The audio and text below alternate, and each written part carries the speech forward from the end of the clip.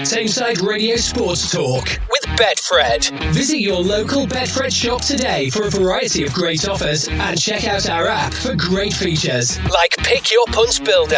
Whenever you bet, Betfred. 18 plus, begambleaware.org. Well, hello and welcome. This is Sports Talk with me, Lewis Connell. And as always, I'm joined by Betfred's Peter Spencer. How are you, Peter? Yeah, great. No problems at all. Fantastic. Looking forward to it. Very good. Well, we'll start with the Betfred Super League then. There was two massive shocks over the weekend. Warrington beating Wigan. They're now top. And Saints were beaten by Lee Leopards as well. Yeah, quite astonishing, really, considering how rugby league has been going in recent years. These are amazing results. Two shock results like that. Who would have thought that Warrington would beat Wigan on Wigan's own patch? And it wasn't just an edgy win. They won 40 points to 4 points. And as you say, Warrington are now top of the table. And then we've got that other shock result, probably even bigger. St Helens losing at Lee Leopards. Now, Lee Leopards are not really ripping up trees at all this year. St Helens, that's 5 defeats on the bounce. That's their worst record in Betfred Super League history. Huge pressure now on Paul Wellens, the coach now. They're in 6th place, so scrambling around to try and get in the top 6 for the playoffs at the end of the season. The great St Helens team, absolutely unprecedented. 6th place for St Helens. And that has had a huge effect on the odds. We've got Wigan now favourites 10 to 11 to win the grand final. They've still got a game in hand and they are equal top, truth be told, with Warrington, as I say. Hull KR, they keep sneaking up on the blind side as well. They had a great win. They beat London Broncos 40-16. So to win the grand final, Betfred now have Wigan 10 to 11. Warrington, they've been cutting now to 7 to 2. St Helens still hanging on there, 11 to 2, even though they're 6th in the table. Hull KR, I think there's a good bet there, 7 to 1 to win the grand final. Catalans 10 to 1. Leeds 33. Same as Salford, and we're now quoting Lee to get to the to win the grand final. They're 40 to 1. And on Friday we've got a humdinger of a game. We've got Warrington at home against Hull KR. So that's first v second. That will be a tremendous game. That's at the John Halliwell Stadium on Friday. Warrington against Hull KR. And just moving on to the odds for the next permanent England manager. There's been a few movers. Jurgen Klopp's been cut to 6 to 1 now, hasn't he? Because he's not really sort of denied it, has he? He's not denied it. He's not said anything, frankly. But the fact is that a lot of people over here are saying that Klopp is the best of the high calibre foreign candidates, and he most certainly is that. He'd certainly get him up and at him with his rock and roll football. Eddie Howe remains a favourite at Betfred, 2 to 1. Graham Potter, 5 to 2. Lee Carsley, he's the contingency candidate in that he comes the same way as Southgate did, came through the under-21s. He's 3 to 1, third favourite. And then we've got Klopp, 6 to 1. Pochettino, 9 to 1. Frank Lampard, there's a strange one, 12 to 1. I can't understand that. He hasn't done anything in club management, so why is he going to do it internationally? Another player who's living off his name there, another candidate rather. Thomas Tuchel, he's drifted out to 16 to 1. Pep Guardiola staying steady at 25 to 1. So it is looking like we think it'll be those three. But just keep an eye on Klopp, 6 to 1. I just think he might just fancy that because he loves it in England. He's got a nice house in Formby. He goes down the local pub there, and it may be that he just didn't like the day-to-day and the intensity of being the Liverpool manager. I'm not saying there's less of a spotlight being the England manager, but the spotlight goes off and on, doesn't it? It comes on when there's a huge tournament taking place. And he might just be the guy who can lead us to the promised land. Because remember, it'll be 60 years since England have won anything internationally when the next World Cup comes up. Yeah, what a milestone that would be. Obviously, I think it'd raise a few eyebrows with him being German, but if you just look at it, in terms of what he offers as a manager. I don't think there's many better out there, really, is there? No. He'd probably do a lot of business in the teeth industry as well, because I know that he's had jokes about his perfect teeth. So I just think he's got a fair chance, Klopp, and he's now fourth favourite at Betfred, and the odds are tumbling. And that moves us on nicely to the Premier League, which gets underway in a few weeks' time. Both Manchester clubs have had quite poor starts to their pre-season campaigns. City have lost 2 on the bounce, and United have just lost their first game in America to Arsenal. And injuries are resurfacing themselves again after last year's debacle with injuries. Yeah, they bring it on themselves, though. I mean, all these pre-season tours, they just leave me cold.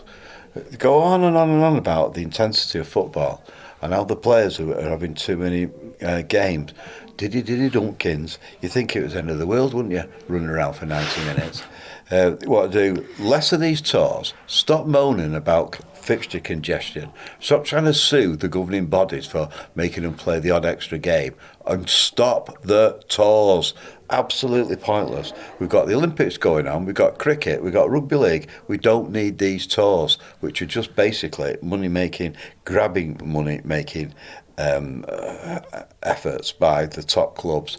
And they don't need to spread the wings in America or Australia, wherever they go. And then they get injured.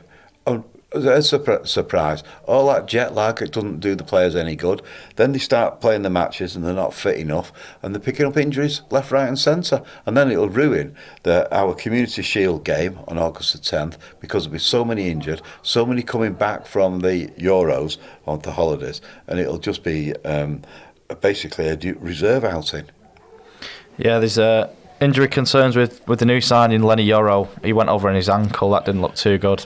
A lot of people blaming the pitch. I think it was literally relayed in the same day that the match was on, so that wasn't great planning. Rasmus Højlund pulled his hamstring, so you can't really blame the pitch for that one. We'll have to wait and see how serious they are. But you can blame his lack of fitness. Well, you because can. Hamstring is all about stretching exercise before you go out. So there's a lot of players who are putting themselves at risk in these tournaments. Well, just moving on to that Community Shield that you just mentioned.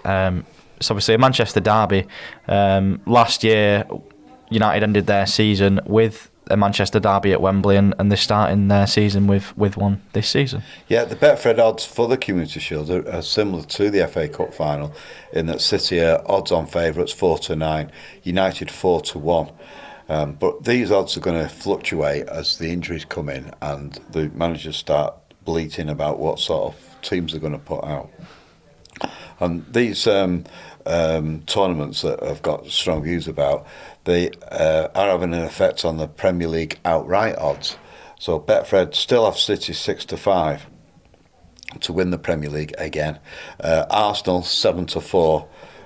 Liverpool 7-1, Chelsea 16-1. United have been cut in slightly on the back of the 2 good signings. They're now 20-1 to win the Premier League outright. They're now ahead of Newcastle, Tottenham, both 25-1, and Aston Villa. They're drifting a little bit to 50-1, probably because of the United signings and the fact that City and Arsenal are dominating that market at the moment.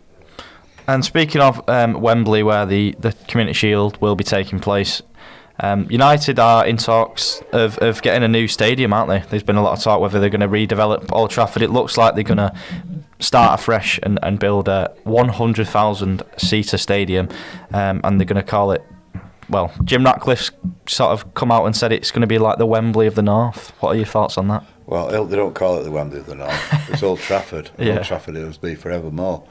I think they're taking a little risk there if they're going to build it not on the site of the fantastic surface and the great pedigree and history of that Old Trafford. But progress needs to be made because they've got a railway line at the side which is hindering the extension of that iconic stadium.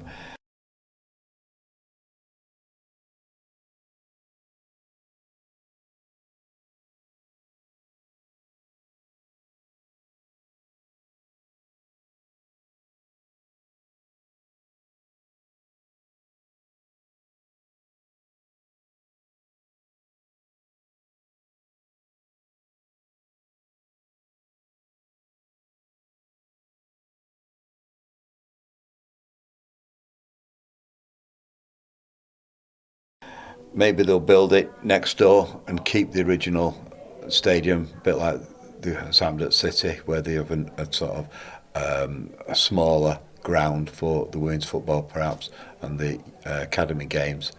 So maybe they'll do that, but they do not want to be ripping up that turf, because that sacrosanct surface, with all the rich history of Manchester United. The Busby Bay played there as well. It would be seen as a backward step if they did that. But as I say, other clubs have expanded and done better at different sites, such as Manchester City just round the corner. When they moved from Main Road, there's people saying they should never leave Main Road. Tottenham have done similar. So Arsenal as well, yeah. So can't stand it getting in the way of progress, but I just want United to be careful with that surface of the current Old Trafford. And just moving on to the Sports Personality of the Year awards, they're coming up very soon, and the top 10 is dominated by athletes, unsurprisingly, with the Olympics just beginning. Yeah, well, Adam Peaty didn't win the breaststroke; he got silver. He drifted in the spotty. The spotty odds at Betfred. He's gone from 25 to 1 to 50 to 1. Kelly Hodgkinson, the 800 metre runner from Wigan, she's the favourite.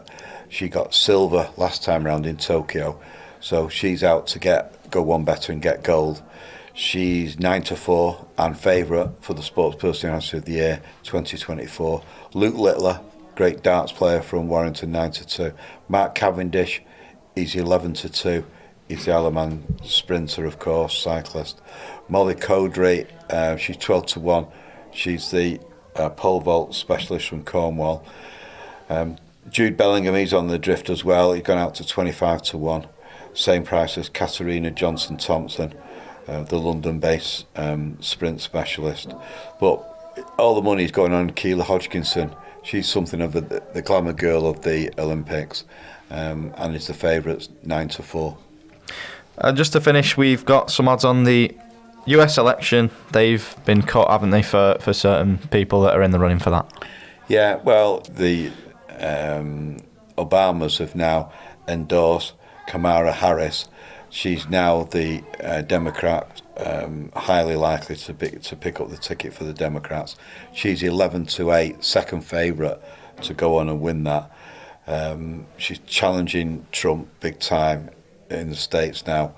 Donald Trump, massive favourite, 8 to 13. Now, he's been the favourite since the last election came round, and people are thinking he'll mount a comeback, which he's now on.